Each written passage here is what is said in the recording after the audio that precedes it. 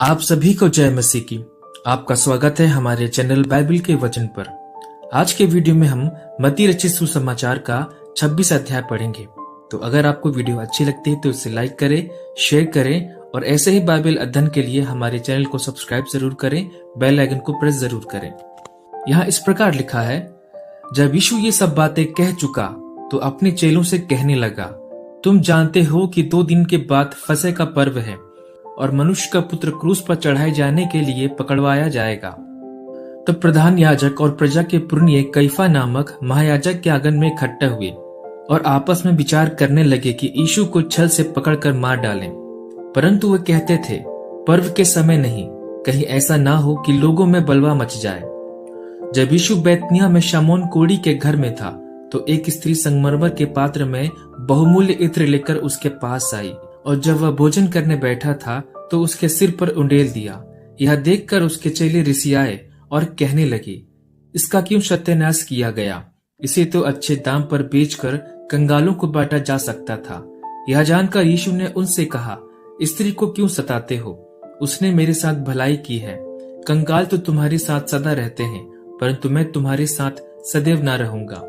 उसने मेरी देह पर जो यह इत्र उंडेला है वह मेरे गाड़े जाने के लिए किया है। मैं तुमसे सच कहता हूँ कि सारे जगत में जहाँ कहीं यह सुसमाचार प्रचार किया जाएगा वहाँ उसके इस काम का वर्णन भी उसके स्मरण में किया जाएगा। तब यहूदा इस्करियोती ने, जो 12 चेलों में से एक था, प्रधान याजकों के पास जाकर कहा, यदि मैं उसे तुम्हारे हाथ पकड़वा दूं तो मुझे क्या दोगे?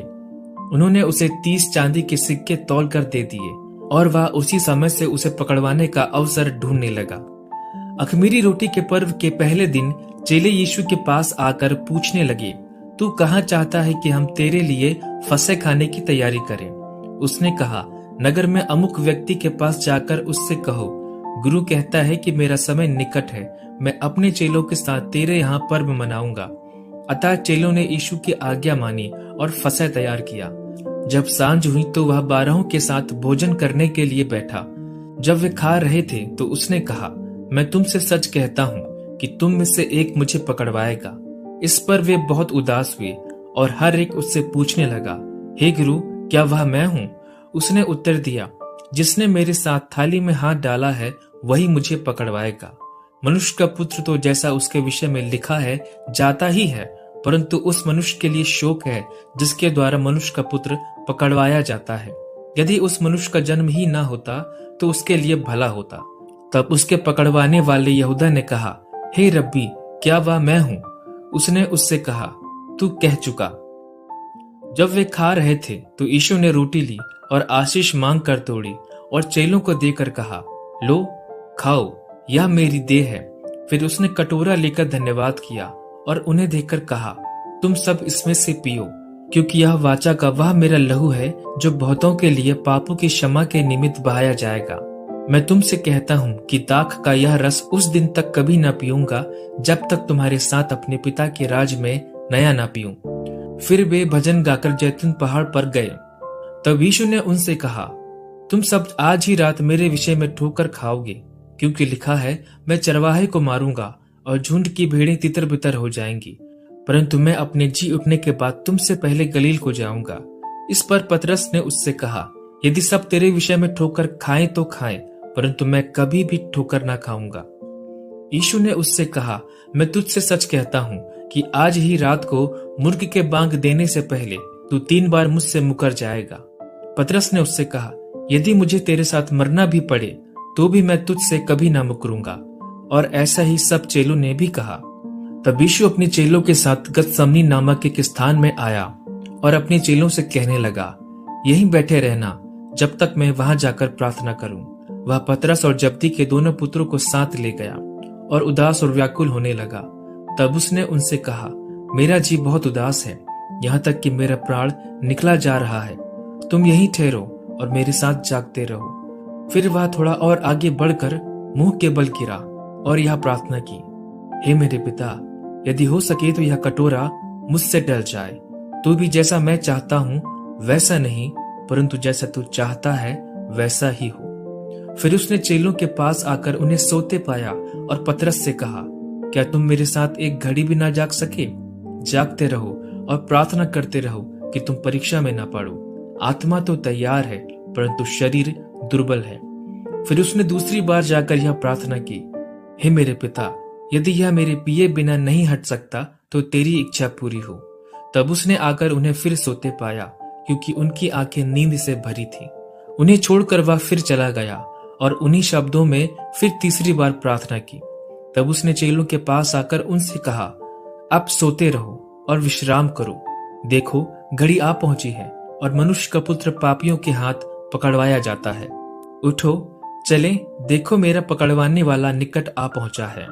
वह यह कह ही रहा था कि यहूदा, जो 12 में से एक था, आया और उसके साथ प्रधान याजकों और लोगों के पुरनियों की ओर से बड़ी भीड़ तलवारें और लाठियां लिए हुए आई।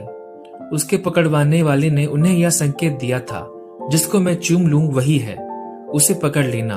और तुरंत यीशु के पास आकर कहा, हे रब्बी, नमस्कार, और उसको बहुत चूमा। यीशु ने उससे कहा, हे मित्र, जिस काम के लिए तू आया है उसे कर ले। तब उन्होंने पास आकर यीशु पर हाथ डाले और उसे पकड़ लिया।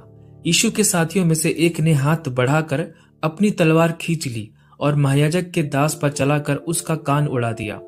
तब यीशु ने उससे कहा, अपनी तलवार म्यान में रख ले, क्योंकि जो तलवार चलाते हैं वे सब तलवार से नष्ट किए जाएंगे। क्या तू नहीं जानता कि मैं अपने पिता से विनती कर सकता हूँ और वह स्वर्गदूतों की 12 पलटन से अधिक मेरे पास अभी उपस्थित कर देगा? परंतु पवित्र शास्त्र की वे बातें कि ऐसा ही होना अवश्य है कैसे पूरी होंगी? उस समय यीशु ने भीड़ से कहा, क्या तुम तलवारें और लाठियां लेकर मुझे डाकू के समान पकड़ने के लिए निकले हो? मैं हर दिन मंदिर में बैठकर उपदेश दिया करता था और तुमने मुझे नहीं पकड़ा, परंतु यह सब इसीलिए हुआ है कि भविष्यवक्ताओं के वचन पूरे हों। तब सब चेले उसे छोड़कर भाग गए। तब यीशु के पकड़ने वाले उसको कैफा नामक महायाजक के पास ले गए, जहाँ शास्त्री और पुरनिये इकट्ठा हुए थे। पतरस दूर ही दूर उसके पीछे पीछे महायाजक के आंगन तक गया और भीतर जाकर अंत देखने को प्यादों के साथ बैठ गया।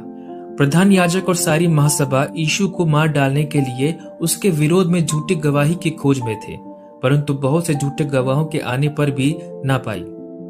अंत में 2 जन आए और कहा, इसने कहा है कि मैं परमेश्वर के मंदिर को ढा सकता हूँ और उसे 3 दिन में बना सकता हूँ। तब महायाजक ने खड़े होकर यीशु से कहा, क्या तू कोई उत्तर नहीं देता? ये लोग तेरे विरोध में क्या गवाही देते हैं? परंतु यीशु चुप रहा। तब महायाजक ने उससे कहा, मैं तुझे जीवते परमेश्वर की शपथ देता हूँ कि यदि तू परमेश्वर का पुत्र मसीह है तो हमसे कह दे। यीशु ने उससे कहा, तूने आप ही कह दिया, वरन मैं तुमसे यह भी कहता हूँ कि अब से तुम मनुष्य के पुत्र को सर्वशक्तिमान के दाहिनी ओर बैठे और आकाश के बादलों पर आते देखोगे। इस पर महायाजक ने अपने वस्त्र फाड़े और कहा, इसने परमेश्वर की निंदा की है, अब हमें गवाहों का क्या प्रयोजन? देखो, तुमने अभी यह निंदा सुनी है, तुम क्या सोचते हो? उन्होंने उत्तर दिया, यह वध होने के योग्य है। तब उन्होंने उसके मुंह पर थूका और उसे घूंसे मारे। दूसरों ने थप्पड़ मार के कहा, हे मसीह, हमसे भविष्यवाणी करके कह कि किसने तुझे मारा? तब पतरस आंगन में बैठा हुआ था कि एक दासी उसके पास आई और कहा, तू भी यीशु गलीली के साथ था। उसने सबके सामने यह कहते हुए इनकार किया, मैं नहीं जानता, तू क्या कह रही है? जब वह बाहर देवड़ी में आया तो दूसरी दासी ने उसे देखकर उनसे जो वहां थे कहा, यह भी तो यीशु नासरी के साथ था। उसने शपथ खाकर फिर इनकार किया, मैं उस मनुष्य को नहीं जानता। थोड़ी देर बाद लोगों ने जो वहां खड़े थे पतरस के पास आकर उससे कहा, सचमुच तू भी उनमें से एक है, क्योंकि तेरी बोली तेरा भेद खोल देती है। तब वह धिक्कारने और शपथ खाने लगा, मैं उस मनुष्य को नहीं जानता, और तुरंत मुर्ग ने बांग दी। तब पतरस को यीशु की कही हुई बात स्मरण हो आई, मुर्ग के बांग देने से पहले तू 3 बार मेरा इनकार करेगा। और वह बाहर जाकर फूट फूट कर रोया। परमेश्वर अपने वचन के पढ़े जाने और सुने जाने पर हम सभी को आशीष दे। आमीन।